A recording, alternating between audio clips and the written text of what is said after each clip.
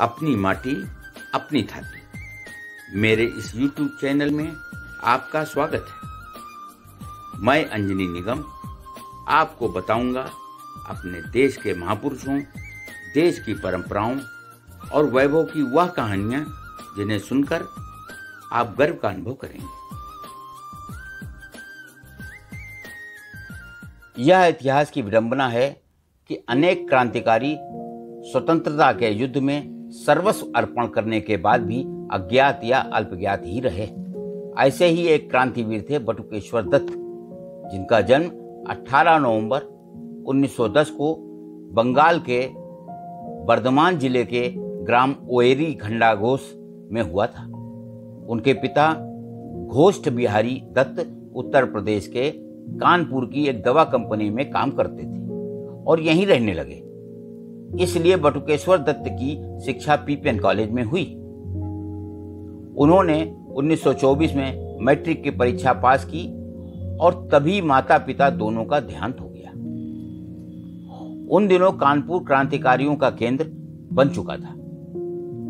बटुकेश्वर दत्त अपने मित्रों में मोहन के नाम से प्रसिद्ध थे। यहीं पर उनकी भेंट सरदार भगत सिंह और चंद्रशेखर आजाद से हुई। उनके संपर्क में आने के बाद वे हिंदुस्तान सोशलिस्ट रिपब्लिकन एसोसिएशन के सदस्य बने। सुखदेव और राजगुरु के साथ भी उन्होंने कई स्थानों पर काम किया और इसी क्रम में बम बनाना सीखा।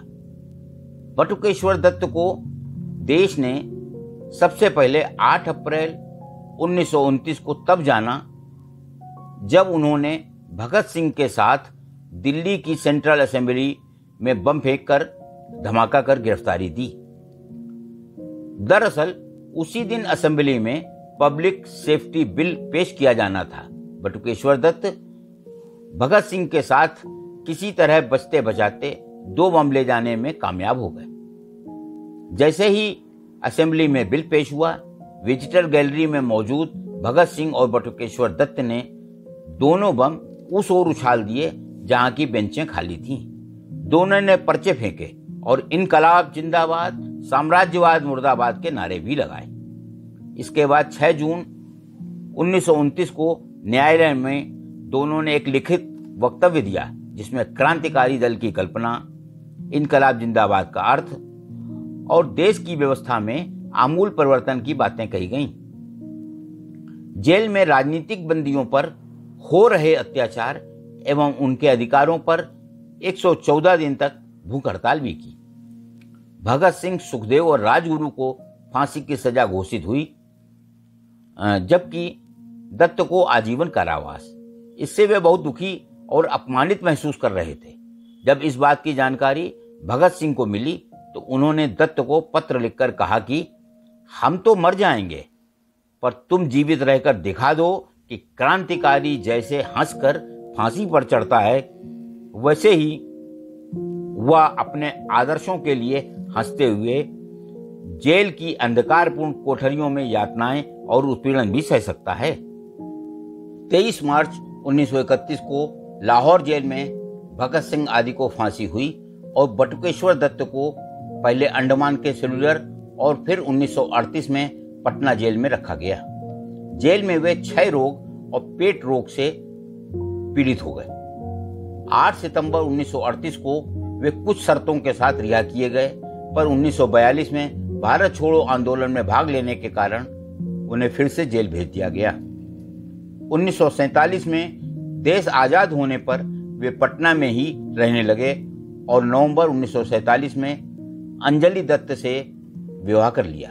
भगत सिंह की मां विद्यावती उन्हें अपना दूसरा बेटा मानती थी। पटना में बटुकेश्वर दत्त को बहुत आर्थिक कठिनाई झेलनी पड़ी।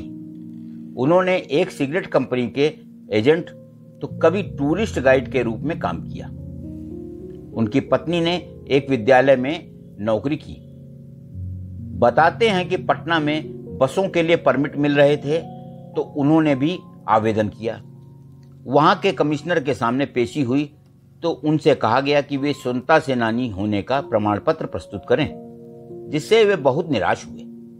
हालांकि जब इस घटना की जानकारी तत्कालीन राष्ट्रपति डॉक्टर राजेंद्र प्रसाद को मिली तो उनके कहने पर कमिश्नर ने उनके सामने जाकर माफी भी मांगी। बटुकेश्वर जी को बस इतना ही सम्मान मिला कि 1963 में कुछ समय के लिए वे विधान परिषद में मनोनीत किए गए। 1964 में स्वास्थ्य बहुत बिगड़ने पर पहले पटना के सरकारी अस्पताल और फिर दिल्ली के सफदरजंग अस्पताल में उनका इलाज हुआ। उन्होंने बड़ी वेदना से कहा कि जिस दिल्ली की संसद में मैंने बम फेंका था वहां मुझे स्ट्रेचर पर आना पड़ेगा, यह कभी सोचा भी नहीं था। बीमारी में मां विद्यावती जी उनकी सेवा में लगी रहीं।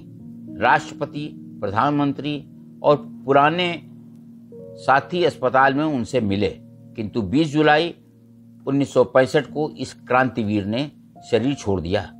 उनका अंतिम संस्कार वहीं हुआ जहां भगत सिंह, राजगुरु और सुखदेव के शव जलाए गए थे।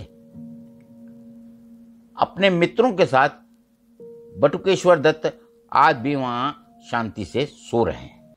आज की कहानी में बस इतना ही।